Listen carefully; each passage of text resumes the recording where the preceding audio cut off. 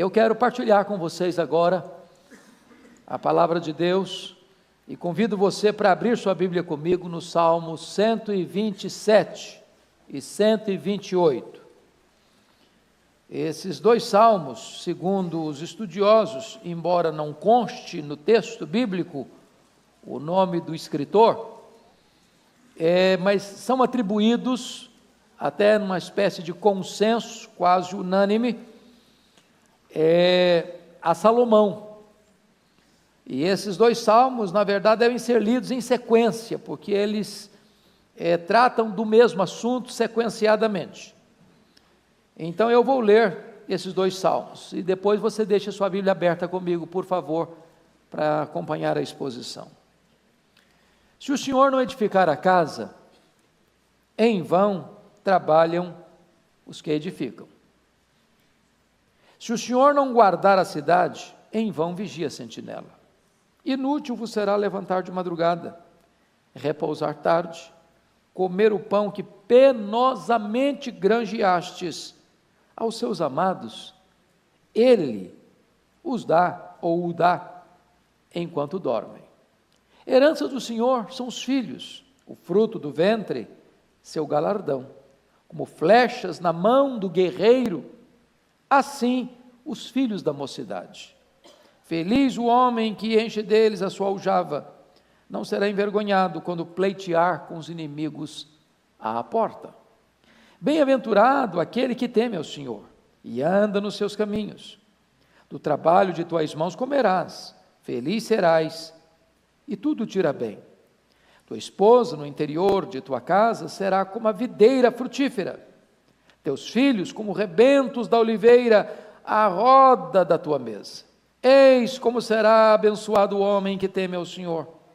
O Senhor te abençoe desde Sião, para que vejas a prosperidade de Jerusalém e vejas, durante os dias de tua vida, e veja os filhos de teus filhos, paz sobre Israel. Amém. Amados irmãos, a família, ela foi obviamente instituída por Deus, não é invenção nossa, é criação divina. E Deus criou a família muito antes até mesmo de criar o Estado e a própria igreja. Foi a primeira instituição divina. Nós chamamos, numa linguagem bem nossa, de célula máter da sociedade, célula mãe da sociedade, porque dela decorre todo o desenvolvimento social. Todas as outras instituições emanam da própria família. Então a família é a base, a família é o alicerce. A família deve merecer nossa máxima atenção, nosso máximo cuidado, nosso maior investimento. Quando a Bíblia está estabelecendo os princípios e critérios para se formar a família, está lá em Gênesis 2:24 assim: por isso deixará o homem seu pai e sua mãe, se unirá à sua mulher, tornando-se os dois uma só carne.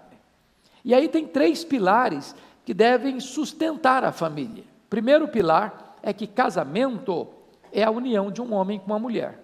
Deixará o homem seu pai e sua mãe, se unirá à sua mulher. Obviamente, para constituir um casamento à luz do ensino de Deus, o casamento tem que ser entre um homem e uma mulher, um masculino e um feminino, porque só um masculino e um feminino podem se unir e procriar, e prosseguir esse mandato cultural. Logo, por mais que a sociedade aplauda, ou por mais que a sociedade legitime a relação homoafetiva, ela está na contramão do preceito divino. Mas esta relação não é apenas heterossexual, o casamento é também monogâmico, porque o texto diz: por isso deixa o homem seu pai e sua mãe, e se unirá à sua mulher, não às suas mulheres. Notem vocês que há dois extremos, ambos perigosos: a poliginia e a poliandria. Poliginia é um homem ter mais de uma mulher, ter várias mulheres. Poliandria é uma mulher ter vários homens. Tanto uma coisa quanto outra está fora do projeto de Deus. Vocês se lembram de Salomão? Diz a Bíblia que ele teve 1000 mulheres, 300 princesas, 700 concubinas. Eu acho curioso que ele podia ficar com uma mulher diferente e só repeti-la depois de 3 anos. Aí as pessoas que gostam da vida boêmia poderiam pensar, bom, esse era o homem verdadeiramente feliz. Não dava nem para a mulher chatear com ele, porque quando ela chateava, eu já pulava para outra, e para outra, e para outra. Sabe o que ele vai dizer nesse cenário todo? Dentre todas essas mulheres, ele não encontrou nenhuma. Frustração com as mulheres? Não. Frustração com ele. Porque quem quer ter mais de uma mulher não tem nenhuma. Porque este é o projeto de Deus. Não há espaço no coração do homem para amar mais de uma mulher, não há espaço no coração da mulher para amar mais de um homem. Por quê? Porque o projeto perfeito do Criador é a monogamia. Mas você pode até argumentar, bom, mas homens de Deus no passado foram poligâmicos. E aí? Será que eu posso ser um homem de Deus e ser poligâmico? As pessoas que usam esse argumento, de Abraão, de Davi, de Jacó, de Salomão, fazem uma leitura errada da Bíblia. A leitura da Bíblia não é a leitura exemplarista, mas a leitura preceitual. O que significa isso? Quando Deus instituiu o casamento, que princípios ele estabeleceu? Gênesis 2:24, monogamia. Quando os 10 mandamentos foram dados, que é a lei moral que deveria governar o povo ao longo dos séculos, o que é o 10º mandamento ensina? Não cobiçarás a mulher do teu próximo. Se Deus estivesse ali referendando e aprovando a poligamia, ele teria colocado no plural, mas ele coloca no singular. Numa época em que a poligamia já dominava os povos ao redor de Israel. Portanto, quando Deus vai estabelecer pilares para a sociedade, ele estabelece a monogamia. Mas e quando chega o tempo da graça? Como é que a Bíblia se posiciona? Perguntaram para Jesus assim: é lícito ao marido repudiar sua mulher por qualquer motivo? Jesus, que nunca se deixou cair numa armadilha, quando faziam para ele uma pergunta de algibeira, ele devolvia a pergunta capciosa e botava numa situação constrangedora quem queria constrangê-lo. É lícito ao marido repudiar sua mulher por qualquer motivo? A pergunta era de algibeira. Eles não queriam saber a resposta. Na verdade, eles queriam pegar Jesus no contrapé. Aí Jesus responde com outra pergunta: não tendes lido? Em outras palavras, vocês não conhecem a Bíblia? Vocês não sabem o que Deus já falou? E quando Jesus diz, não tendes lido, Jesus leva-os de volta para Gênesis 2:24, para o preceito da criação. Não tendes lido que desde o princípio, Deus os fez homem e mulher, e por isso disse, deixará o homem seu pai e sua mãe, se unirá a sua mulher, tornando os dois uma só carne, e o que Deus uniu não o separe o homem. Então notem comigo que do ponto de vista preceitual, a Escritura ensina a monogamia. Mas o texto termina e diz o seguinte, tornando-se os dois uma só carne. O que o texto quer dizer com isso? O casamento ele é heterossexual, ele é monogâmico e ele é monossomático. A palavra soma no grego, corpo, monossomático significa uma só carne. O que significa praticamente isso? Significa o seguinte: a relação sexual entre um rapaz e uma moça antes do casamento não é o preceito divino. Embora essa prática hoje é tão corrente na sociedade, embora um rapaz e uma moça hoje que vá virgem para o casamento, ele é até escarnecido no seu meio, mas nós não deveríamos ter vergonha da verdade, nós não deveríamos ter vergonha da honra, nós não deveríamos ter vergonha daquilo que é certo, porque a Bíblia diz que o jovem, o rapaz e a moça, que entra por esse caminho da fornicação, sexo antes do casamento, está debaixo da ira de Deus, Agora, O sexo fora do casamento, a Bíblia diz que é adultério. E só aqueles que querem se destruir cometem tal loucura. Porém, se Deus proíbe o sexo antes do casamento e fora do casamento, Deus abona e aprova o sexo no casamento. De tal maneira que no casamento o sexo é uma ordenança, não vos priveis um ao outro. Então esse é o projeto de Deus para um casamento. Agora, vamos partir para um outro aspecto, que é o texto que nós acabamos de ler. Aqui esse texto, esses 2 salmos, falam de 4 fases bem distintas de uma família. Os versos 1 e 2 tratam da primeira fase de uma família. Qual a fase? A fase do casamento. A fase do casamento. Então vamos ver. Primeira fase é o casamento. Versículo 1: se o Senhor não edificar a casa, em vão trabalham os que a edificam. A primeira coisa que um rapaz ou uma moça devia pensar na hora de casar é o seguinte: nós não estamos construindo uma casa, nós estamos construindo um lar, uma família. Assim como você, como um prudente construtor, segundo Jesus, não pode construir sobre areia, porque se você construir sobre areia, a chuva cai no telhado, o vento sopra na parede, e o rio bate no alicerce, e essa casa cai. Você, ao constituir uma família, não pode construir essa família, a não ser num alicerce sólido. E esse alicerce sólido não é nem mesmo o amor. Esse alicerce sólido é Deus. Prestem bem atenção nisso. Você conhece gente que casou por amor e depois terminou o casamento ferido, magoado, ressentido nas barras de um tribunal? Porque confiaram no seu sentimento, confiaram nas suas emoções, confiaram neles mesmos para construir uma família. Se o Senhor não edificar a casa, em vão trabalhos que edificam.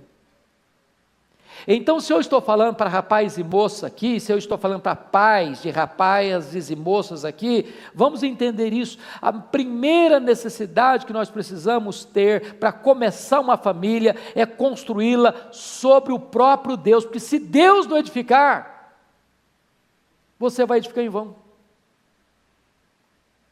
Sentimento não segura um casamento na tempestade. O que segura um casamento na tempestade é o próprio Deus. Ele é o refúgio, Ele é a fortaleza, Ele é quem planta os nossos pés sobre a rocha, porque Ele mesmo é essa rocha. Por que que a casa lá, na parábola que Jesus conta no final do Sermão do Monte, não cai? Porque ela foi construída sobre a rocha, e a rocha é Cristo. E nós precisamos entender isso. Nós não precisamos tanto de uma casa mais bonita. Já perceberam isso? Quantos preparativos para um casamento? Convidados, local, cerimonial, música, flores, ornamentação, convites. O ritual, quem vai pregar, quem não vai pregar, quem vai cantar, quem não vai cantar. O que vai ser servido? São tantos preparativos e às vezes não se para um minuto sequer para pensar o seguinte: como é que nós estamos edificando essa família? Como é que nós estamos começando essa família? Tem que ser sobre Deus. Se o Senhor não edificar a casa, em vão trabalham os que a edificam. O que faz um casal feliz não é o tamanho da casa que moram, não é a quantidade do salário que recebem, não é a profissão que exercem, não é o status que possuem na sociedade, é se esse casamento está sendo construído sobre o verdadeiro fundamento que é Deus. Segunda coisa aí, notem comigo, a necessidade de valorizar mais o ser do que o ter. Olha o verso 2 comigo. Inútil vos será levantar de madrugada, repousar tarde, comer o pão que penosamente granjeastes, aos seus amados ele o dá enquanto dorme. Então pense comigo que 2 jovens se casam. Eles não nasceram num berço de ouro, eles precisam construir juntos a sua vida financeira, Aí eles pensam o seguinte: bom, vamos ralar, vamos trabalhar. Então vamos trabalhar o máximo, vamos fazer o máximo, e vamos dedicar o máximo, e vamos nos empenhar no máximo. E aí o que acontece com esse casal? Um trabalha no horário, o outro trabalha no outro, um sai para um lado, o outro sai para o outro, e aí saem de madrugada. Já o dia não amanheceu ainda, já estão levantando, estão acordando, vamos trabalhar, vamos ganhar dinheiro, vamos construir um patrimônio, vamos garantir a nossa segurança financeira para o futuro. E aí eles chegam em casa tarde da noite, vão dormir tarde da noite, na hora de comer o pão, come apressadamente, atabalhoadamente, para ganhar mais tempo. Não vivem. Por quê? Porque colocaram o ter acima do ser. Eu fui procurado por um casal, lá em Vitória, certa feita, que disse assim para mim: pastor Hernandes, nós nos casamos, combinamos isso, trabalharmos 15 anos, pegado, para a gente montar um patrimôniozinho, para depois então ficar mais tranquilos. A mulher saía de casa 6 horas da manhã, voltava para casa 3 horas da tarde. O rapaz saía de casa 11 horas da manhã, voltava para casa 10 da noite. Depois de 15 anos, sabe qual a conclusão deles? A voz que cada um via não era do cônjuge. O cheiro que cada um sentia não era do cônjuge. A presença que cada um tinha na vida não era do cônjuge. Depois de 15 anos, eles ganharam dinheiro. Mas olharam um para o outro e perguntaram assim: mas quem é você? Descobriram que estavam dormindo com um estranho, para não dizer que já estavam dormindo com o inimigo. O casamento acabou, apesar do dinheiro ter vindo. Não adianta você construir patrimônios e mais patrimônios e perder o seu casamento. Não adianta você ter coisas e mais coisas e não ter relacionamento dentro de casa. Agora notem comigo outra coisa. Tem gente que economiza, mas sem prazer. Aí já é usura. Gente, uma coisa estranha. Deixa eu lhes dizer um fato curioso. Eu conheci um senhor, numa cidade onde eu morei, que ele tinha muitas casas de aluguel, muitas. De vez em quando eu via aquele homem catando lenha, pau seco, na rua. Para quê? Para levar para casa, para cozinhar feijão, porque não queria gastar gás. Acredita num trem desse?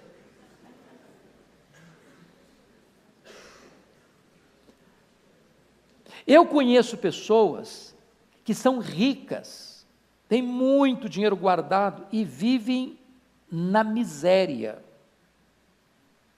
Na miséria, porque não sabem usufruir o que Deus dá.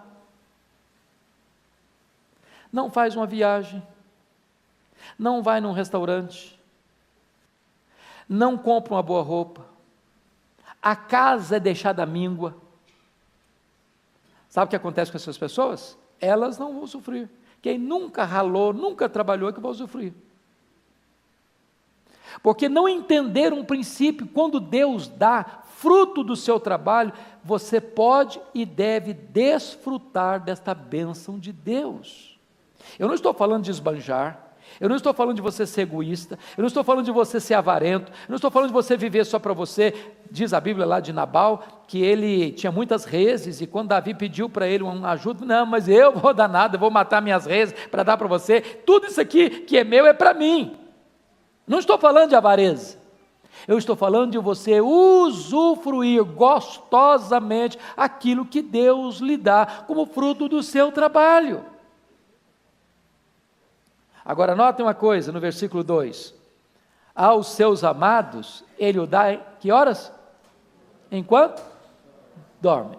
Quando você cuida das coisas de Deus, Deus cuida das suas coisas.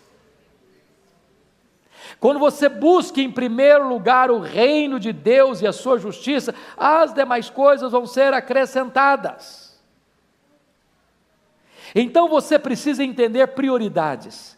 Primeiro Deus, depois seu cônjuge, depois seus filhos, depois seus amigos.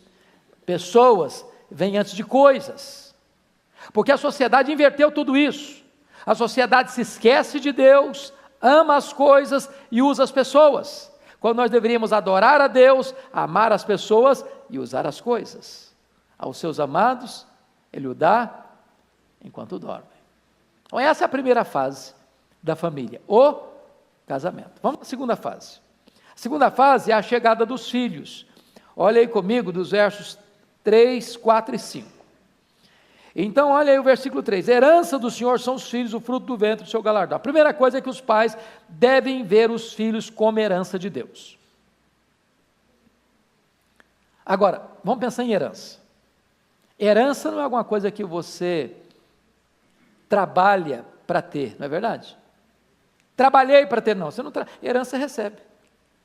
Você não trabalhou para isso. Quem trabalhou foram os seus pais, você não. Você recebeu por herança. Herança não é questão de mérito. Um filho pode ser bom e pode ser ruim. Ele tem o quê? Direito à herança. Então preste atenção nisso. Filhos são herança de Deus. Não é que você merece. Não é que você fez por onde. É presente de Deus para você. Entenda isso. A perspectiva precisa mudar. Eu conheço pai e mãe que quando chega um bebê, eles se desesperam. Tem outros que se desesperam para ter, outros se desesperam porque tem. Entenda que é herança de Deus, é dádiva de Deus. Agora, outra coisa importantíssima, meus amados irmãos, herança não pode ser desperdiçada. Lembra do pródigo, que pega a sua herança antecipadamente e desperdiça? Quando Deus põe essa herança, que é dele, para você, nas suas mãos, o que você tem que fazer com essa herança? Cuidar. Cuidar. Não perca a oportunidade de lavrar nesse campo, de cultivar esse campo, de você fazer com que essa lavoura que foi colocada na sua mão, seja uma lavoura frutífera. Você precisa entender isso. Há uma frase que todo pai que tem filha para casar devia decorar. Eu aprendi essa frase, estou aguardando o dia de chegar a minha vez. E a frase é essa: quando o pai, não tem aquele negócio do pai entregar a filha lá na hora do altar lá, o pai disse assim, ó, você tem que fazer decora essa frase. O negócio é o seguinte: ao entregar a menina, diz, toma, é tua, cuida, é minha. É mais ou menos isso, entendeu? Toma, é tua, cuida, é minha. É como se Deus estivesse dizendo para você, ao entregar um filho para você, toma, é teu, cuida, é meu. Perceber isso? Nossos filhos são herança de quem? De Deus. Herança do Senhor são os filhos. Agora veja você, que tem outra expressão no verso 3, o fruto do ventre, seu galardão. Olha que hoje a gente pensa em filho de quê? Despesa, não? Orçamento. Porque lá no passado, nas nossas famílias agrícolas, rurais, o que era um filho? Mão de obra. Quanto mais filho um homem tinha, mais capacidade de produção ele tinha. A nossa realidade urbana, quanto mais filho, mais o quê? Despesa. Em vez de você aumentar o orçamento, você diminui o orçamento, você divide o orçamento. Mas a ideia aqui, irmãos, é uma ideia de galardão. O que é galardão? É alguma coisa que traz uma alegria, um entusiasmo, uma recompensa, uma coroação. Essa é a atitude com que o pai e a mãe devam receber uma criança na sua casa. O fruto do ventre, o seu galardão. A própria nobreza dessa expectativa produz no coração a grandeza do significado desse recebimento. É herança de Deus, é galardão de Deus para a vida dos pais. Agora, notem vocês que nós deveríamos com isso entender que os nossos filhos são o nosso maior tesouro. Vocês acham que é isso que está acontecendo hoje na sociedade? Vocês acham que hoje parece que nós estamos invertendo valores, colocando coisas na frente de pessoas? Eu já contei, não sei se aqui no Conexão com Deus, mas uma experiência que eu li, que mexeu comigo. Quando nós não temos essa noção, nós amamos as coisas mais do que pessoas. E uma casa onde coisas valem mais do que gente, falta a graça de Deus. E a história que eu escutei foi essa: um pai e uma mãe que tinham um sonho, comprou um carro, da marca que eles queriam, da cor que eles queriam, do modelo que eles queriam, do ano que eles queriam, com todos os acessórios que eles queriam. Vocês entendem de carro? Todos os acessórios que eles queriam. E aí o sonho se realizou. Esse casal botou o carro na garagem. Aquele negócio assim, aquela tintura esmaltada, aquele negócio lindo. Pensa num Ferrari vermelho assim, era mais ou menos aquele tipo da pintura. E aí, só que esse casal tinha um menino de 4 anos, Peralta. Você conhece o menino de 4 anos, Peralta? Pois é, o menino, ao ver o carro estacionado, ele pensou assim: que legal, que lugar maravilhoso de eu fazer meus desenhos. E ele pegou um prego e começou a desenhar, esculpindo seus desenhos assim mais fantasiosos no capô do carro, na porta do carro, achando que estava fazendo o máximo. Quando o pai chegou e viu a cena, o pai ficou possesso de raiva. Você conhece gente que fica possessa de raiva? Pois é, que o pai ficou. E o pai pega o menino de 4 anos e começou a surrar a mão dele. Surrar, e o pai perdeu o controle. Você conhece gente que perde o controle emocional, que destempera emocionalmente, que não sabe ter domínio próprio na hora dessa? Foi além das medidas. Quando deu por fé, o menino estava com as mãos deformadas de tanto apanhar. Correu com o menino para o hospital, não teve mais jeito. Tiveram que amputar as 2 mãos do menino. Para salvar o menino, tiveram que amputar as 2 mãos. No outro dia o pai foi no hospital, desesperado. E aquele menino, já consciente, de volta da cirurgia, ao ver o pai entrar no quarto, levantou os 2 cotoquinhos de braço e disse: papai, eu nunca mais vou riscar o seu carro. Eu pergunto a você, um homem desse tem prazer de entrar num carro? Um homem desse tem prazer de celebrar bens materiais? Nós precisamos entender que os nossos filhos são o maior tesouro que nós temos na vida, dado por Deus. Agora vejam vocês, no versículo de número 4, que é uma outra figura. Como flechas na mão do guerreiro, assim os filhos da mocidade. Agora ele começa a usar uma linguagem que o pai não é um agricultor, o pai não é um empresário, o pai é o quê? Um guerreiro, é um lutador. E agora ele vai usar a linguagem da guerra daquela época, porque não havia nenhuma força mais poderosa numa guerra do que os flecheiros. Quantos filmes você já assistiu com os flecheiros?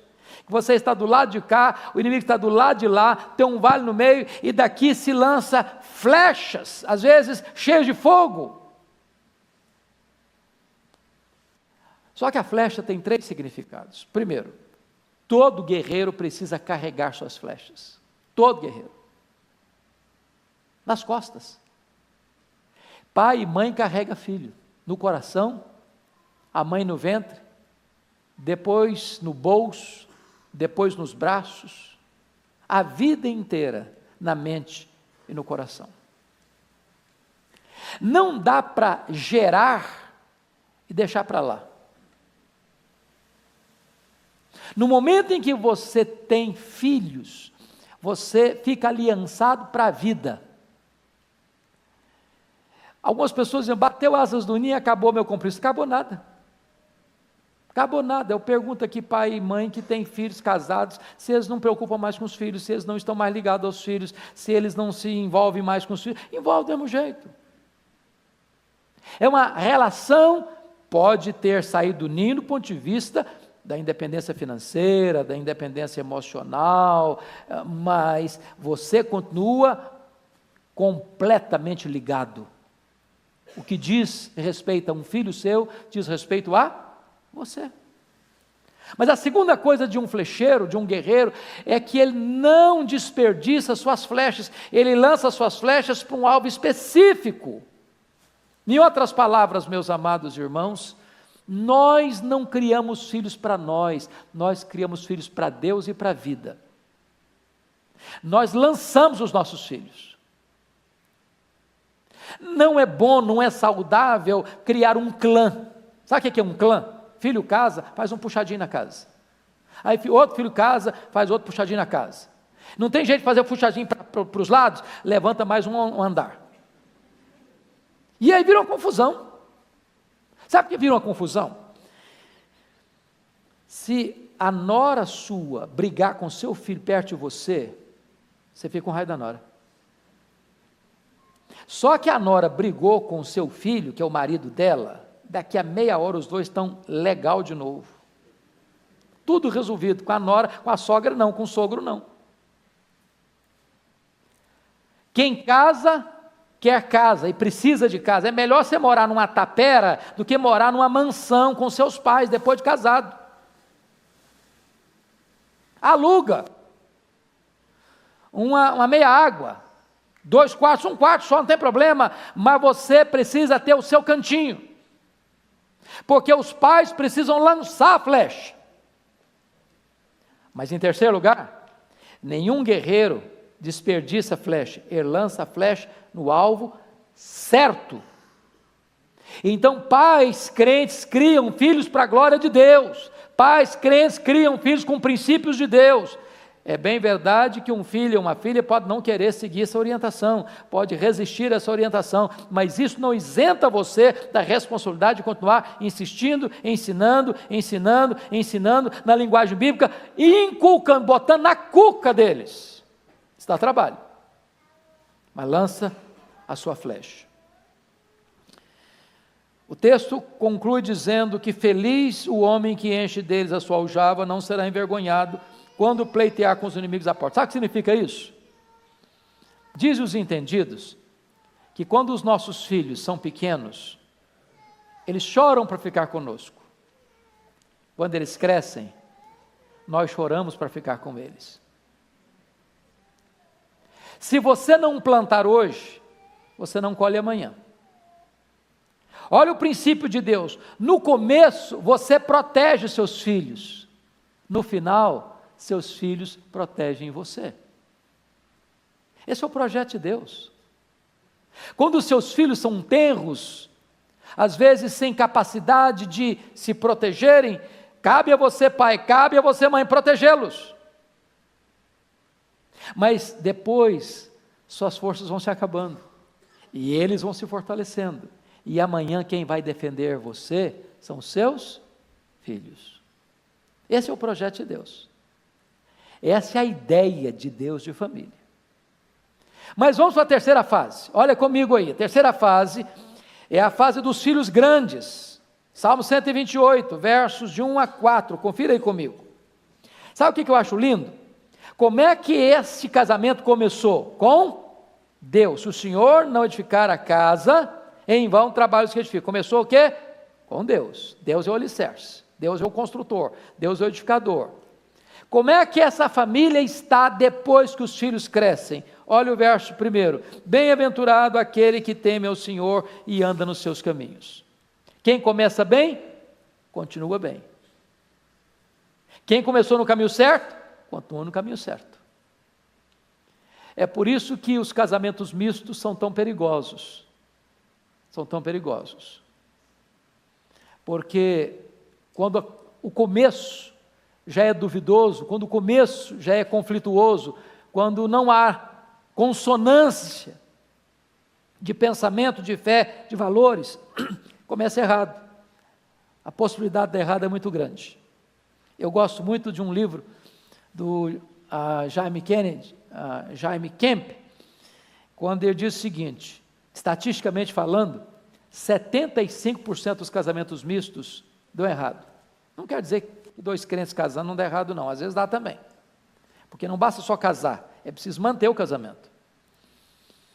Mas ele diz o seguinte: vamos imaginar o seguinte, então, que você trabalhe no Rio de Janeiro e você precisa pegar uma ponte aérea de Congonhas para Santos Dumont toda semana. Mas vamos imaginar assim, de uma forma muito maluca, que no último ano, 75% dos voos que saem de Congonhas para Santos Dumont estão caindo no mar Mediterrâneo. Eu pergunto a você, você tomaria um voo desse? Você embarcaria numa aeronave dessa? Nenhuma pessoa sensata faria isso. E não obstante 75% dos casamentos mistos fracassarem, tem tantos que estão embarcando nessa aeronave. Olhe comigo o versículo de número 2. Ele colocou lá no começo do casamento o dinheiro na proporção certa, lembra disso? Valorizando mais o ser do que o ter. Não correndo desesperadamente, levantando de madrugada, dormindo tarde, comendo apressadamente. Olha aí a perspectiva depois da família já constituída, versículo 2. Do trabalho de tuas mãos comerás, feliz serás, e tudo te irá bem. Notem aqui primeiro, integridade. O negócio está difícil, gente, trabalhar hoje, quem trabalha não ganha nada, quem rala não progride, quem fica suando a camisa não enriquece, então eu vou dar um jeitinho, eu vou dar uma manobra, eu vou entrar com uma propinazinha, eu vou fazer alguma coisa nos bastidores aqui, porque quem está levando vantagem é esse pessoal que está roubando mesmo, está levando vantagem mesmo, está enriquecendo mesmo, já anda de jatinho particular, tem iate, tem mansão, tem isso, tem aquilo, eu vou também entrar por esse caminho. Não. Olha o que o texto do versículo 2 diz: do trabalho de tuas mãos comerás. Está falando que você vai ficar rico? Mas, qual o resultado disso? Feliz serás. Ô gente, você pensa comigo, honestamente, esses concidadãos nossos que estão envolvidos nesses escândalos financeiros aí da atualidade, vocês acham que essas pessoas dormem em paz? Vocês acham, porque pegaram este ou aquele montante, eles são mais felizes por isso? O que faz um ser humano ser feliz? É ter paz com Deus, é ter paz com a sua consciência, é chegar em casa e botar a cabeça no travesseiro e dormir, é chegar e olhar para o marido, para a esposa, para os filhos e poder olhar nos olhos e não ter que abaixar a cabeça. Isso é ser feliz. Você come do fruto do seu trabalho. Agora, quando você é honesto, é trabalhador e íntegro, a bênção de Deus acompanha você. Feliz serás e tudo te irá bem. Tudo te irá bem não significa que você vai ser o cara mais rico da cidade, não. Significa que você vai ser próspero. E prosperidade não é só dinheiro. Prosperidade é paz, prosperidade é alegria, prosperidade é harmonia, prosperidade é família unida, prosperidade é a bênção de Deus sobre a sua cabeça. Mas olhe mais, terceiro lugar, o casamento é feliz e os filhos florescem num clima de união. Notem comigo, por favor, o que está escrito no verso 3. Tua esposa no interior de tua casa será como a videira frutífera, teus filhos como rebentos da oliveira ao redor da tua mesa. Duas coisas merecem destaque aqui. Notem como a mãe tem um papel fundamental como elo de ligação e união da família. Irmãos, Deus deu à mulher, você mulher, Deus deu para você essa habilidade, essa graça de você ser agregadora dentro da sua família. Quer um exemplo? Faça uma pesquisa. Quando você nota numa família que primeiro morre o homem deixando a mulher viúva, já numa idade mais avançada, via de regra a família continua unida. A mãe tem esse poder de agregar. Mas quando é o contrário, quando morre a primeira mulher, o homem, via de regra, não consegue manter os filhos debaixo das asas. Agora, olhem outro emblema aqui fundamental, a mesa. A mesa, ao redor da mesa. Tem mesa na sua casa? A família fica ao redor da mesa? Você já abriu mão da mesa? Sabe por que a mesa é importante? Imagine que você esteja chateado com seu irmão, ou brigado com seu pai, ou brigado com a sua mãe, ou a sua mãe brigada com você, ou seu pai chateado com você, mas tem que assentar aonde? Ao redor da mesa. E ali não tem jeito não, é olho no olho, olho no olho, olho no olho. Esse negócio de fazer o pratinho ir para a televisão, fazer o prato ir para o quarto, fazer o prato e cada um vai para um canto, nós temos que parar com isso. Casa precisa ter mesa. Mesa. Mesa é lugar de comunhão, mesa é lugar de acerto, mesa é lugar de restauração, mesa é lugar de conversa, mesa é lugar de gargalhada, mesa é lugar de descontração, mesa é lugar de família. Notem vocês que a esposa está lá e os filhos estão, como rebentos da oliveira, ao redor da mesa. Esse homem plantou lá atrás o casamento em Deus, esse homem entendeu que pessoas valem mais do que coisas, esse homem recebeu os filhos como herança de Deus, esse homem recebeu os filhos como galardão de Deus, esse homem agora permanece fiel a Deus, ele trabalha e come com alegria do fruto do seu trabalho, Deus o faz prosperar e a família dele está o quê? Unida. E sabe o que significa isso? Felicidade. Felicidade. Não tem mais. Versículo 4 diz que uma família unida é uma bênção tão grande. Eis como será abençoado o homem que teme ao Senhor. Não diz aqui, eis como será abençoado o homem mais rico da cidade, eis como será abençoado o homem mais culto da cidade, eis como será abençoado o homem que atingiu o topo da pirâmide social. Não, eis como será abençoado o quê? O homem que teme ao Senhor. Mas eu termino, última fase da família. Versículos 5 e 6, é a fase dos netos. Olha que legal.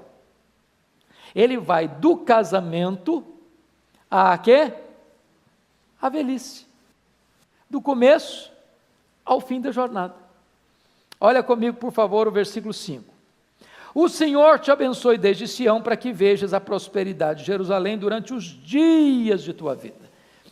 Notem que ele sai do contexto da família e sai agora na direção da cidade. Uma família abençoada, uma família unida, uma família temente a Deus, uma família que tem valores, ela é uma família que esparge sua luz, é uma família que reverbera a sua influência para dentro da cidade. Ela é uma família saneadora, ela é uma família abençoadora no lugar onde ela está inserida, irmãos. Que coisa linda! Deus quer abençoar o Brasil através da nossa família. Da nossa família. Alguém já disse que Davi ganhou o mundo e perdeu a sua família. Alguém já disse que Noé perdeu o mundo e ganhou a sua família.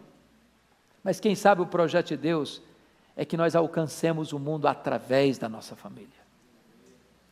Mas finalmente, confira comigo, versículo de número 6, e vejas os filhos de teus filhos, pais sobre Israel. Eu não tenho ainda o privilégio de ser avô, mas dizem os que têm esse privilégio, que neto é filho com açúcar.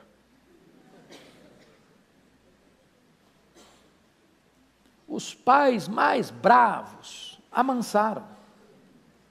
O filho não podia encostar em nada que estava em cima da mesa. Neto pula em cima da mesa, fala nada.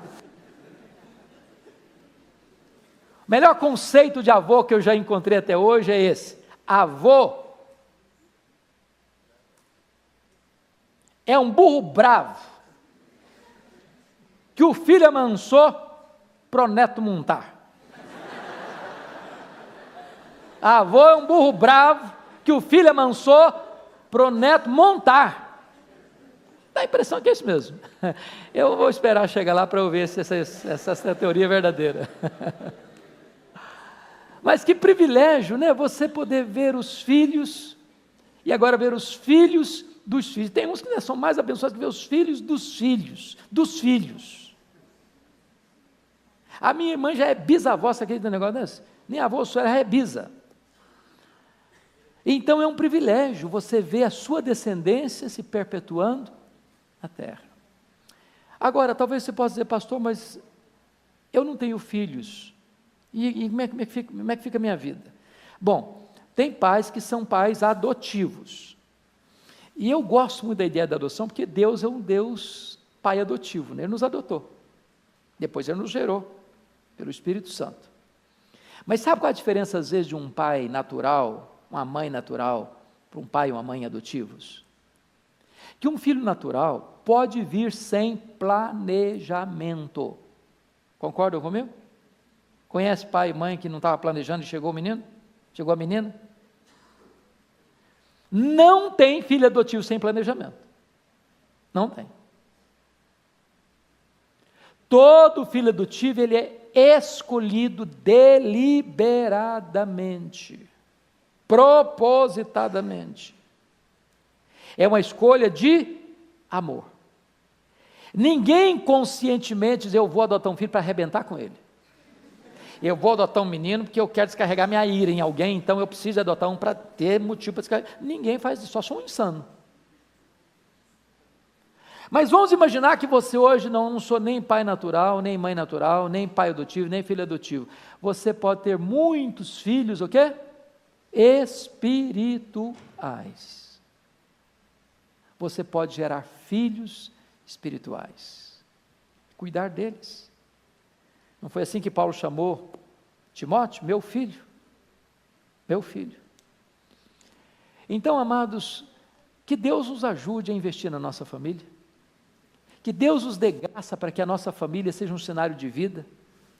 Que Deus nos abençoe para que a nossa família seja uma bênção na sociedade. Talvez você diga, pastor, mas a minha família é tão complicada, mas é a sua família, você não tem outra. Você não pode trocá-la por outra. Então invista nela. Então cultive essa lavoura. Então faça o melhor que você pode para que essa família melhore, para que ela seja uma bênção, para que ela seja uma fonte de alegria para você e de prazer para a sua alma e de glória para o nome de Deus. Vamos ficar em pé, queridos, e vamos cantar ao Senhor mais um cântico. E depois nós vamos orar e impetrar a bênção. Que Deus abençoe vocês. Talvez eu nunca esqueço de uma palavra do pastor Jeremias. Eu acho que ele é oportuno quando diz isso. Você não é o que você escuta, você não é o que você sente, você não é o que você fala, você é o que você faz. Então eu gostaria que você hoje pudesse pensar uma coisa: o que é que eu vou fazer lá dentro da minha casa para melhorar o meu ambiente? Talvez pegar seu filho no colo, dar um beijo nele. Talvez falar para o seu pai, para sua mãe: papai, mamãe, eu te amo. Talvez dar um abraço no seu irmão, que tem tempo que você não dá. Talvez sentar com os seus filhos e dizer: meus filhos, eu tenho os maiores sonhos para vocês, para que vocês conheçam a Deus, temam a Deus, para que a gente seja uma família unida, para que a nossa descendência possa ser uma bênção na terra. Faça algo que surpreenda você e surpreenda a sua família.